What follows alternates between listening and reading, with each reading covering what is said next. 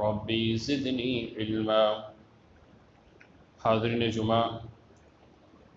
دینی ملی اسلامی بھائیوں، نوجوان ساتھیوں، پردہ نشین خواتین اسلام، ہر قسم کی تعریف، توصیف، بڑائی، بزرگی، حمد و ثنا بیان کرنا اللہ وحدہ لا شریک کے لیے لائق اور سزاوار ہے،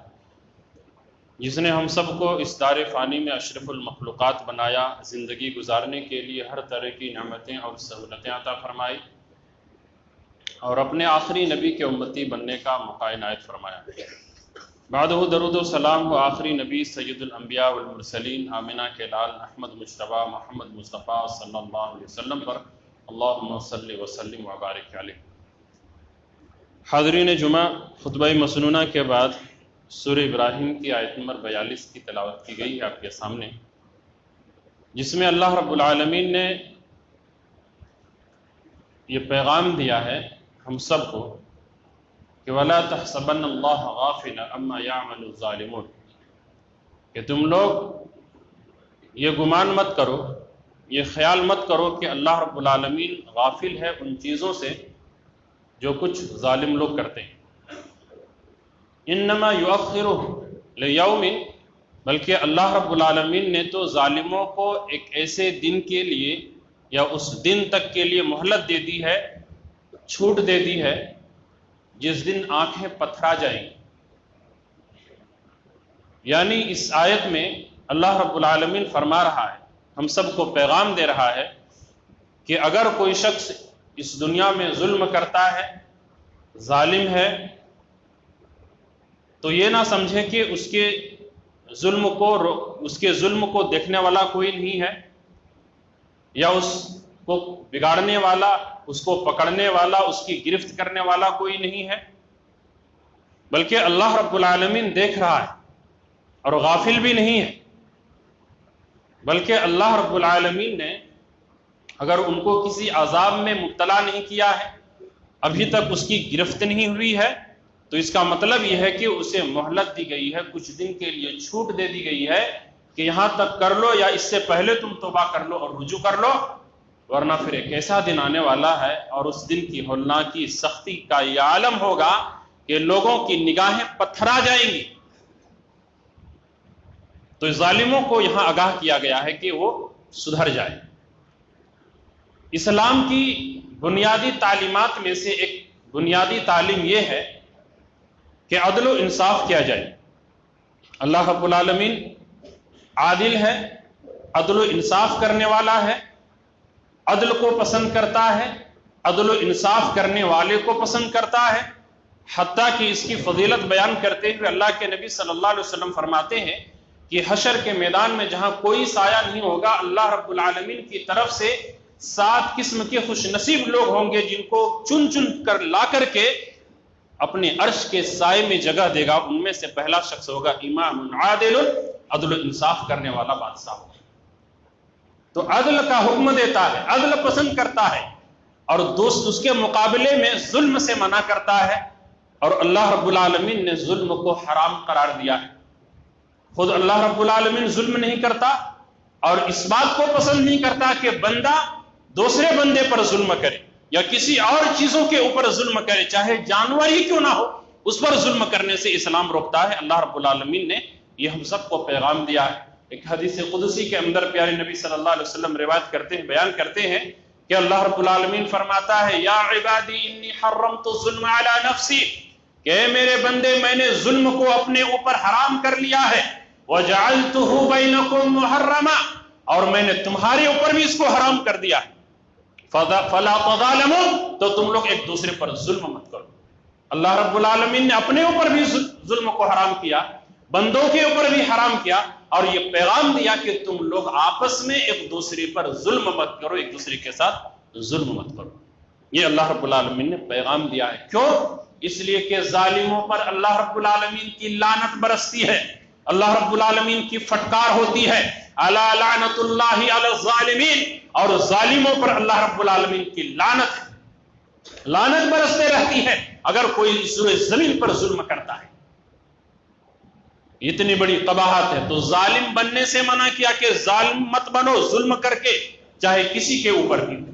حتیٰ کہ اسلام نے یہ پیغام دیا، قرآن ہمیں یہ پیغام دیتا ہے کہ اگر کوئی ظالم ہے تو اس کی سپورٹ بھی مت کرو، اس کے کام کی تعریف بھی مت کرو، اور ان کے ساتھ مت کھڑے رہو اور ان کے صفوں میں مت رہو۔ وَلَا تَرْكَنُوا إِلَى الَّذِينَ ظَلَمُوا فَتَمَسَّكُمُ النَّارُ۔ کیا کہا اللہ رب العالمین نے کہ لوگوں وَلَا تَرْكَنُوا إِلَى الَّذِينَ ظَلَمُوا، تم ایسے لوگوں کی طرف یا ایسے لوگوں کے ساتھ مائل مت ہو، ایسے لوگوں کی طرف مت مائل ہو، مت جھکو جو ظالم ہے۔ فَتَمَسَّكَتْكُمُ النَّارُ، ورنہ آگ تمہیں چھو لے گی، جہنم کی عذاب تمہارا ٹھکانہ ہوگا۔ اس آیت کے ضمن میں اللہ رب العالمین فرما رہا ہے کہ اگر تم ظالموں کا ساتھ دو گے، اگر ظالموں کے صف میں کھڑے رہو گے، اگر ظالموں کا سپورٹ کرو گے، اس کے کام کی تعریف کرو گے، تو پھر تمہارا ٹھکانہ بھی جہنم ہوگا، جہنم تمہارا ٹھکانہ بننے والا ہے۔ غور کیجئے، ایک انسان ظلم نہیں کر رہا ہے، لیکن ظالم کا جو ظلم کر رہا ہے اس کا ساتھ دے رہا ہے، تو اس کا بھی ٹھکانہ جہنم بتلایا جا رہا ہے۔ اللہ رب العالمین یہ پیغام دیتا ہے کہ ظالم بھی مت بنو اور ظالموں کا ساتھ بھی مت دو، بلکہ یہ پیغام دیتا ہے کہ مظلوم کے ساتھ کھڑے رہو، مظلوم کی مدد کرو، مظلوم کی سپورٹ کرو۔ یہ پیغام اسلام دیتا ہے۔ اللہ کے نبی صلی اللہ علیہ وسلم کیا فرماتے ہیں؟ انصر اخاک ظالما او مظلوما، کہ تم اپنے بھائی کی مدد کرو چاہے وہ ظالم ہو یا مظلوم ہو۔ اگر وہ ظلم کرنے والا تمہارا بھائی ہے، اگر ظالم تمہارے خاندان کا ہے، اگر ظالم تمہارے قوم سے ہے، تمہارے شہر تمہاری بستی سے رہنے والا ہے، تب بھی اس کا ساتھ نہیں دینا ہے۔ مظلوم اگر تمہارے دوست نہیں، اگر مظلوم تمہارے اپنے لوگ نہیں ہیں، بلکہ اگر غیر قوم سے تعلق رکھتے ہیں، دین اسلام کے علاوہ دوسرے دھرم اور دین کے ماننے والے ہیں، لیکن تب بھی اس کا ساتھ دینا ہے، تب بھی اس کی مدد کرنی ہے، چونکہ مظلوم کی مدد کرنے کا حکم دیا ہے، ظالم کی نہیں۔ زمانہ جاہلیت میں لوگ کرتے یہ تھے، اسی جملہ کو کہتے تھے انصر اخاک ظالما او مظلوما، کہ تم اپنے بھائی کی مدد کرو چاہے ظالم ہو یا مظلوم ہے۔ تمہارا بھائی مقدم ہونا چاہیے، ظالم ہے تب بھی اسی کی مدد کرو، اور تمہارے بھائی مظلوم ہے تب بھی اس کی مدد کرو۔ یہ زمانے جاہلیت میں باتیں ہوتی تھی، اور پھر یہ نہیں دیکھتے تھے یہ کون لوگ ہیں، مظلوم کون ہے، صرف رشتہ داری کو دیکھتے تھے۔ اللہ کے نبی صلی اللہ علیہ وسلم نے اس کلمے کو باقی رکھا اور اسی کلمے کو دہرایا، لیکن معنی بدل دیا اور کہا کہ انصر اخاک ظالما او مظلوما، اپنے بھائی کی مدد کرو چاہے ظالم ہو یا مظلوم۔ صحابہ کرام نے کہا اللہ کے رسول یہ تو زمانے جاہلیت میں لوگ کہتے تھے، مظلوم کی ہم ظالم کی کیسے مدد کریں، مظلوم کی تو مدد کریں گے، یہ بات سمجھ میں آتی ہے۔ تو کہا کہ ظالم کی مدد کرنا یہ ہے کہ اسے ظلم سے روک دیا جائے، اس کے ہاتھ کو پکڑ لیا جائے، روک دیا جائے، یہ ظالم کی مدد کرنا ہے۔ تو یہ پیغام اسلام ہمیں دیتا ہے کہ اپنا ہو یا غیر ہو، کوئی شخص اگر مظلوم ہے تو اس کی مدد کرنا ہے۔ ظالم اپنا سگا بھائی کیوں نہ ہو، اپنے رشتہ دار خاندان کیوں نہ ہو، اس کی طرف مائل ہونے سے منع کیا ہے، ایسے ظالموں کا ساتھ دینے سے منع کیا ہے۔ لیکن سوئی اتفاق کہہ لیجئے کہ زمانہ جاہلیت میں جیسا ماحول تھا، زمانہ جاہلیت میں جس طرح لوگ اپنی عصبیت کی بنیاد پر اپنی رشتہ داری کو، خاندان کو ترجیح دیا کرتے تھے، آج کچھ نہ کچھ ہماری اس معاشرے میں موجودہ دور میں بہت سارے لوگوں کے اندر یہ باتیں آ گئی ہے۔ اگر ظالم ان کا بھائی ہے تب بھی اسی کا سپورٹ کرتے ہیں، ظالم اس کے خاندان کے لوگ ہیں، ان کے شہر کے ہیں، بستی کے ہیں، اپنے قوم کے لوگ ہیں، تو انہی کا ساتھ دیتے ہیں۔ لیکن اسلام اس کی تعلیم ہمیں نہیں دیتا ہے، اسلام ہمیں اس کی تعلیم نہیں دیتا ہے، بلکہ آپ دیکھیے قرآن اٹھا کر کے کہ کس طرح سے ہمیں یہ پیغام دیا گیا ہے کہ اگر تمہارے خاندان سے نہیں، تمہارے اسلام سے نہیں، تمہارے دین سے نہیں، دوسرے مذہب کے ماننے والے ہیں لیکن مظلوم ہے تو تم اس کی مدد کرو۔ یہاں انصاف کی بات آئے تو وہاں دین سے، تمہارے مذہب سے اوپر اٹھ کر کے تم انصاف کرو، ظلم مت کرو۔ اللہ کے نبی صلی اللہ علیہ وسلم کے زمانے میں سورہ نساء کی آیت نمبر 105 کی شان نزول بیان کرتے ہوئے صحابہ کرام بیان کرتے ہیں کہ نبی اکرم صلی اللہ علیہ وسلم کے زمانے میں ایک شخص تھا جس کا نام تھا طعمہ بن عبیرک تھا۔ انہوں نے ایک صحابی رسول کی زرہ چوری کر لی، زرہ وہ ہتھیار ہے، چوری کر لی، اور چوری ہونے کے بعد جب بات سامنے آئی کہ ان کا ہتھیار چوری ہو گئی ہے اور ان کو خدشہ ہوا، ڈر پیدا ہوا کہ کہیں ہماری چوری نہ پکڑی جائے، میری بے عزتی ہو جائے گی، تو انہوں نے وہ زرہ کو ایک یہودی کے گھر میں رکھ دیا اور اپنے کچھ ساتھیوں کو لے کر کے اللہ کے نبی صلی اللہ علیہ وسلم کے پاس گئے اور کہا کہ دیکھیے فلانے شخص نے چوری کی ہے، اسی پر شک ہے یا پھر انہوں نے لیا ہے۔ اور جب تحقیق کی گئی، تفتیش کی گئی، تو ہتھیار اس کے گھر سے نکلا، یہودی کے گھر سے نکلا۔ چونکہ یہ چرب زبان تھے، بولنے والے تھے، اللہ کے نبی صلی اللہ علیہ وسلم چونکہ عالم الغیب نہیں تھے، پتہ نہیں تھا، اللہ کے نبی صلی اللہ علیہ وسلم نے کہا کہ ہو سکتا ہے کہ اسی یہودی نے چوری کیا ہو، چونکہ قرآن مجید کے اندر یہودیوں کی مذمت بیان کی گئی ہے، یہودیوں کو سب سے بری قوم کہا گیا ہے، اور یہودیوں کے تعلق سے قرآن و حدیث میں بہت ساری باتیں کی گئی ہیں۔ اللہ کے نبی صلی اللہ علیہ وسلم نے بھی کہا کہ ہو سکتا ہے اسی نے چوری کی ہو، اور ابھی فیصلہ سنانے والے تھے کہ اللہ رب العالمین نے آیت کریمہ وہی سورہ نساء کی آیت نمبر 105 کی نزول فرمایا، اور اللہ رب العالمین نے اپنے نبی کو مخاطب کر کے فرمایا کہ محمد صلی اللہ علیہ وسلم وَلَا تَكُنْ لِلْخَائِنِينَ خَصِيمًا، کہ یہ لوگ خائن لوگ ہیں، خائنوں کی آپ حمایت مت بنے، حمایتی مت بنے، حمایت مت کر اس کا، اور اللہ رب العالمین نے آپ کی طرف جو چیز نازل کیا ہے اس کے مطابق فیصلہ کریں۔ اور اللہ رب العالمین نے اس آیت میں پیغام دیا ہے کہ یہ یہودی بے قصور ہے، اور آپ جس کو مجرم سمجھ رہے ہو کہ وہ مجرم نہیں، گناہگار نہیں، اس نے چوری نہیں کی ہے بلکہ چوری کسی اور نے کی ہے۔ اور اس طرح سے پھر اللہ کے نبی صلی اللہ علیہ وسلم کو خبر کی گئی اور آپ نے پھر فیصلے سے روک لیا، اس کے خلاف فیصلہ نہیں دیا، چونکہ اللہ رب العالمین نے آگاہ کر دیا۔ آپ نے دیکھا کہ یہود اگر وہ مظلوم بننے جا رہا تھا، اور اگر اللہ رب العالمین کی طرف سے یہ آیت کریمہ نازل نہ ہوتی تو پھر اس کے حق میں اللہ کے نبی صلی اللہ علیہ وسلم فیصلہ صادر کر دیتا۔ تو اسلام ہمیں یہ پیغام دیتا ہے کہ ظالم کوئی بھی ہو اس کے خلاف آواز اٹھانی ہے، اس کو روکنا ہے، اور اس کو اس کا ساتھ نہیں دینا ہے، اور مظلوم بھی کوئی ہو، اپنے ہو چاہے غیر ہو، اسی کی سپورٹ اور اسی کی مدد کرنی ہے، اس کے علاوہ دوسرے کی نہیں۔ ایک مرتبہ اسی طرح سے ایک یہودی کے ساتھ ایک مسلمان کی تکرار ہوئی، باتوں میں کچھ بات نکل گئی، تو اس وقت اس یہودی نے قسم کھائی والذی اصطفی موسیٰ علی العالمین، کہ قسم ہے اس ذات پر جس نے موسیٰ کو برگزیدہ بنایا، منتخب فرما لیا دنیا کے اندر۔ اس صحابی رسول کو غصہ آیا اور اس نے مار دیا، ایک تھپڑ لگا دیا۔ وہ یہودی، اس کو پتا تھا کہ محمد صلی اللہ علیہ وسلم ایسے ہیں، چاہے وہ ہمارے دین کو نہ مانتے ہو، ہمیں ناپسند کرتے ہو، لیکن جب انصاف کی بات آتی ہے تو اللہ کے نبی صلی اللہ علیہ وسلم چہرے نہیں دیکھتے ہیں کہ ان کے چہرے کو دیکھ کر کے فیصلہ کیا جائے، وہ ہم مذہب نہیں دیکھتے ہیں کہ یہ کس قوم سے اور کس مذہب سے اور کس دین کے ماننے والے ہیں، یہ نہیں دیکھتے ہیں، بلکہ اللہ کے نبی صلی اللہ علیہ وسلم انصاف کرنے والے ہیں، ظلم کرنے والے نہیں ہیں۔ وہ یہودی نبی اکرم صلی اللہ علیہ وسلم کی خدمت میں حاضر ہوتا ہے اور کہتے ہیں کہ اللہ کے رسول، انہوں نے آپ کی ساتھی نے میرے اوپر زیادتی کی، انہوں نے مارا ہے،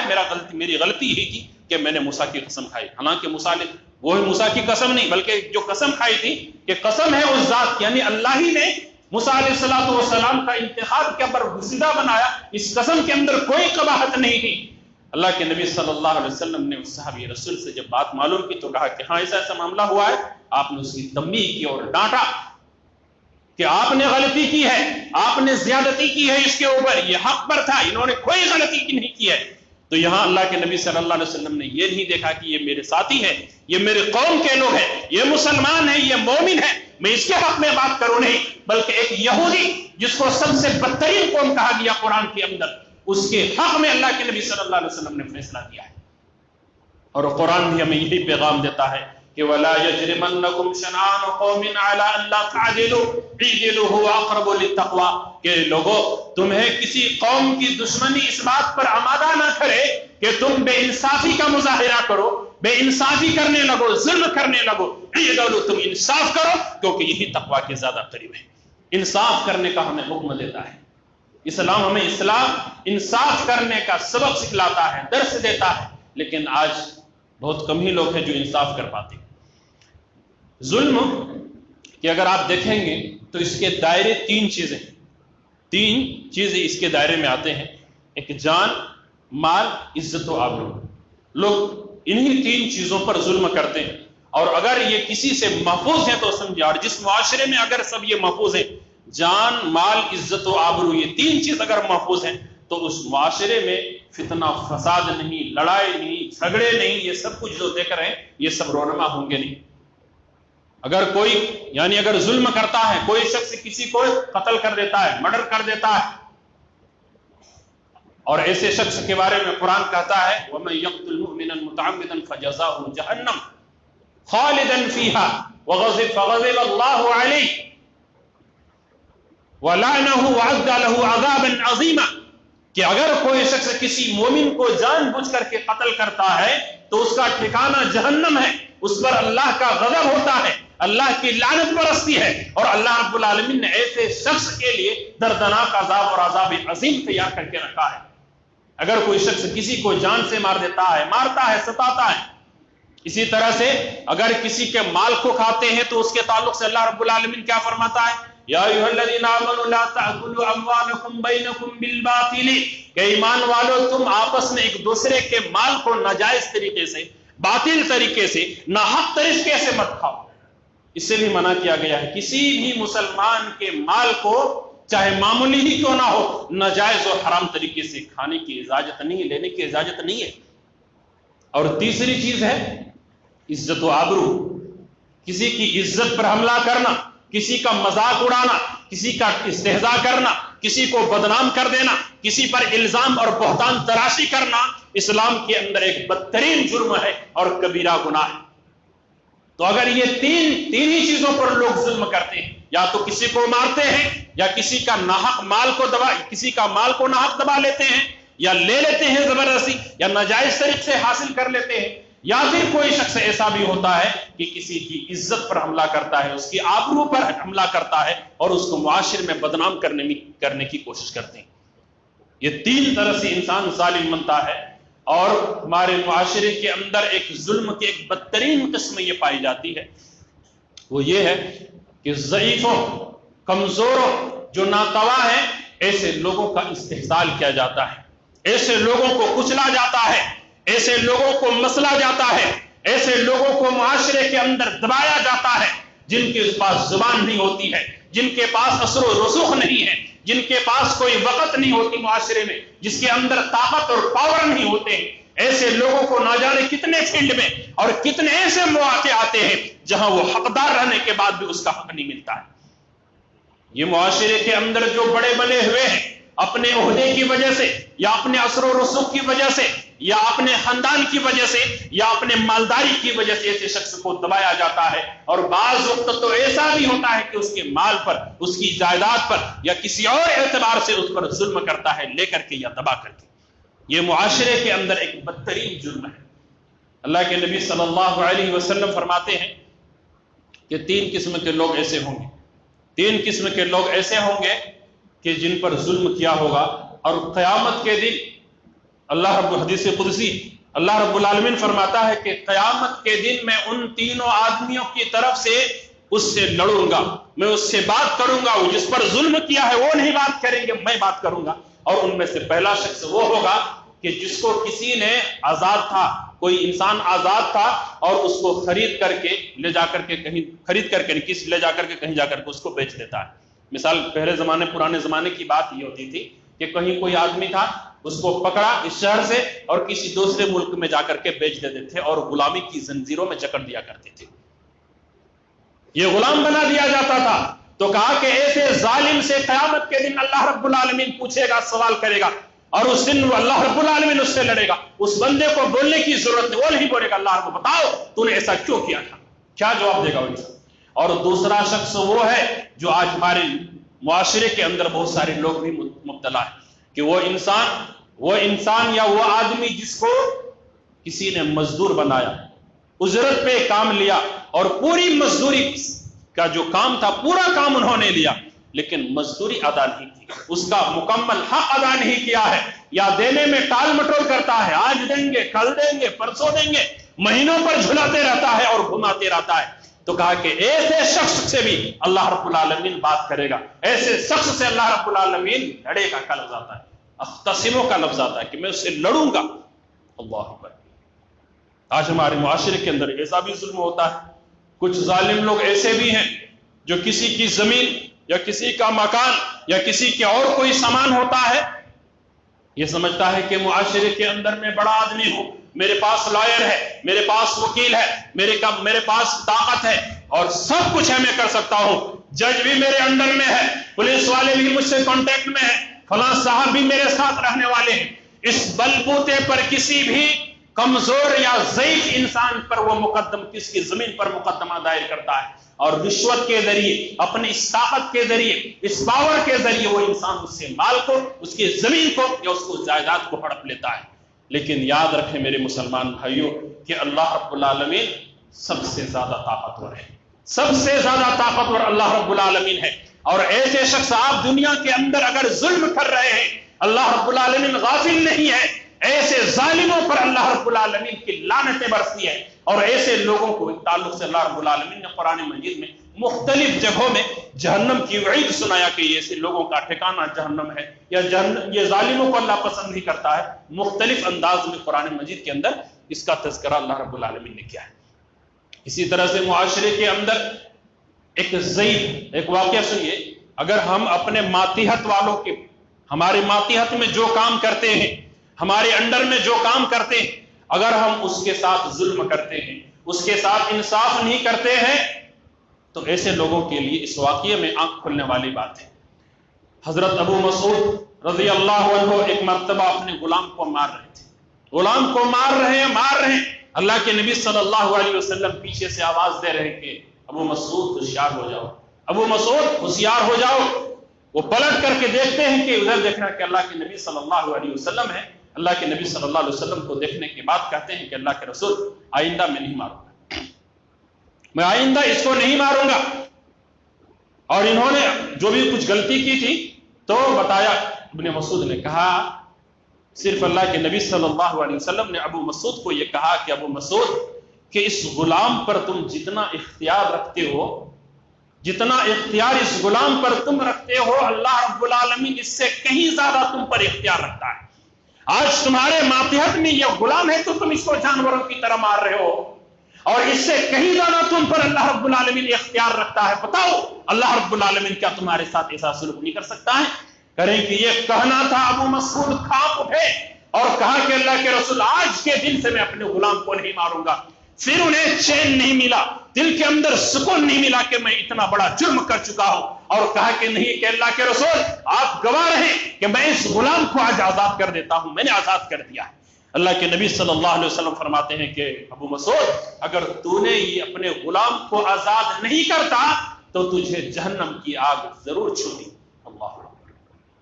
اور کیجئے میرے مسلمان بھائیو، آج ہمارے ماتحت میں بہت سارے لوگ کام کرنے والے ہوتے ہیں، آج ان کے ساتھ اگر ہم زیادتی کرتے ہیں، اگر ظلم کرتے ہیں، ان کا حق ادا نہیں کرتے ہیں، ان کو ستاتے ہیں، چاہے ذہنی طور پر ہو یا مالی طور پر ہو، یا ان کے تنخواہ یا ان کی سیلری نہ دے کر کے ہو، یا کسی بھی اعتبار سے اگر ظلم کرتے ہیں، اللہ رب العالمین غافل نہیں۔ وَلَا تَحْسَبَنَّ اللَّهَ غَافِلًا عَمَّا يَعْمَلُ الظَّالِمُونَ، کہ ظالم لوگ جو کچھ بھی عمل کرتے ہیں اللہ تعالیٰ غافل نہیں، دیکھ رہا ہے، سب کچھ نوٹ ہو رہا ہے، اور اگر اللہ چاہے گا تو اس دنیا ہی کے اندر عذاب میں مبتلا کر سکتا ہے۔ اور اللہ نے کہا کہ اس دن کے لیے ہم نے مؤخر کر دی ہے، ایسے دن کے لیے جس دن نگاہیں پتھرا جائیں گی۔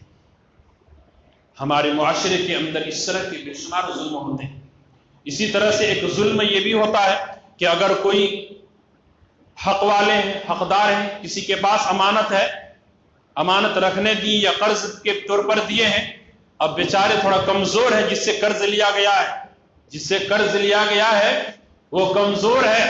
اب اس کو دینے میں ٹال مٹول کرتا ہے، ادا نہیں کرتا ہے، اپنا پیسہ دے کر، اپنا مال دے کر، اپنی امانت دے کر کے وہ اس کے پیچھے گھومتے رہتا ہے، وہ کہتا ہے یہ مہینے ہی دوسرے مہینے ملے گا، کل ملے گا، پرسوں ملے گا، یہ اس طرح سے ٹال مٹول کرتے رہتا ہے، اس کی چپلیں گھس جاتی ہے۔ یہ بھی ظالم ہے، چونکہ تو نے لیا ہے اور استطاعت رکھنے کے بعد، طاقت رکھنے کے بعد ادا نہیں کر رہا ہے، یہ اس بندے پر جس کے تو نے مال لیا اس کے اوپر ظلم کر رہا ہے، اور یہ بھی ظالم ہے۔ اور یاد رکھیں اللہ کے نبی صلی اللہ علیہ وسلم نے ایک بڑی ہی حدیث جو فرمائی ہے مظلوم کی بددعا کے تعلق سے، وہ سن کر کے یا اس کو یاد کر کے ہمیں ایک بار ضرور سوچنا چاہیے کہ ہمارے ساتھ کیا معاملہ ہونے والا ہے۔ مظلوم کی بددعا کے درمیان آپ صلی اللہ علیہ وسلم نے فرمایا اتقی دعوت المظلوم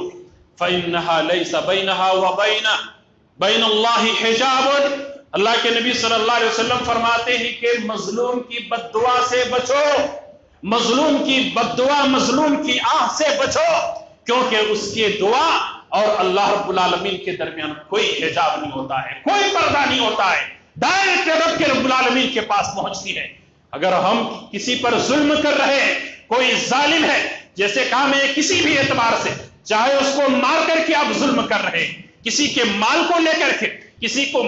کا مال نہ دے کر کے، یا کسی کی عزت کو نیلام کر کے، کسی کو بدنام کر کے، یا کسی بھی اعتبار سے اگر ظلم کر رہے ہیں، آپ سے وہ کمزور ہے، وہ غریب ہے، وہ ناتواں ہے، وہ ضعیف ہے، آپ سے مقابلہ نہیں کر سکتا ہے، ان کے پاس زبان نہیں آپ سے لڑ سکتا ہے، ان کے پاس دوست احباب یا وہ خاندان نہیں جو آپ کے سامنے کھڑا کر سکتا ہے، ان کے سوسائٹی ان کے حق میں نہیں ہے، لیکن یاد رکھیں اس کے پاس اس کے سینے میں دل ہے۔ اتنا تو رب العالمین دیکھتا ہے، اس کی زبان سے جو آہ نکلتی ہے، دل سے جو آہ نکلتی ہے، ڈائریکٹ اللہ رب العالمین کے پاس پہنچتی ہے۔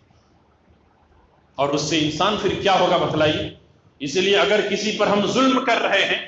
تو پہلے سوچ لینی چاہیے اور ایک بار غور کر لینی چاہیے ان حدیثوں کے بارے میں کہ ہمارا کیسا تعلق ہے لوگوں کے ساتھ، کیسا معاشرے میں کیسا تعلق ہے، کہیں کسی اعتبار سے ظلم تو نہیں ہو رہا ہے، صرف یہ انسانوں پر نہیں کسی اور پر بھی۔ اور پھر یہ نہیں دیکھا گیا کہ یہ مسلمان ہے، یہ کافر ہے، یہ عیسائی ہے، یہ کرسچن ہے، کسی کے اوپر بھی ہو، اگر ہمارے پڑوسی جو ہمارے مذہب سے، ہمارے دین سے تعلق نہیں رکھتا ہے، وہ دن رات کیا ہے مورتیوں کی پوجا میں لگے ہوا ہے، لیکن اسلام اس کی اجازت نہیں دیتا ہے کہ آپ ایسے شخص پر ظلم کریں، ان پر زیادتی کریں، آپ ان کے حق کو دبا لیں، اسلام اس کی اجازت نہیں دیتا ہے کسی بھی اعتبار سے۔ اور مسلمان کون ہے؟ اس کے تعلق سے پیارے نبی صلی اللہ علیہ وسلم فرماتے ہیں المسلم من سلم المسلمون من لسانه ويده، کہ مسلمان وہ ہے جس کی زبان اور جس کے ہاتھ سے دوسرے مسلمان محفوظ ہے۔ اگر کسی کی زبان سے، کسی کے ہاتھ سے دوسرے مسلمان محفوظ نہیں ہے تو یاد رکھیے وہ کامل مسلمان نہیں ہو سکتا ہے۔ یاد رکھ اپنی زبان پر لگام دینے کی ضرورت ہے۔ آج معاشرے میں بہت سارے کی بیماریاں آ چکی ہیں، ان کے لیے صرف یہ اشارہ، یہ حدیثیں ہمارے لیے کافی ہیں۔ اللہ کے نبی صلی اللہ علیہ وسلم جو خاص کر کے زبانی طور پر حملہ کرتے ہیں، جو زبانی ظلم کرتے ہیں، کسی کو تکلیف پہنچاتے ہیں اور اس کو ناجائز طور پر بدنام کرنے کی کوشش کرتے ہیں، ایسے لوگوں کے بارے میں پیارے نبی صلی اللہ علیہ وسلم فرماتے ہیں، کیا فرماتے ہیں کہ یا معشر من آمن بلسانه ولم يدخل الایمان في قلبه لا تغتابوا المسلمین ولا تتبعوا عوراتهم فإنه من يتبع عورات أخيه المسلم يتبع الله عورته ويفسح له ولو كان في جوفه۔ اللہ کے نبی صلی اللہ علیہ وسلم فرماتے ہیں کہ اے لوگوں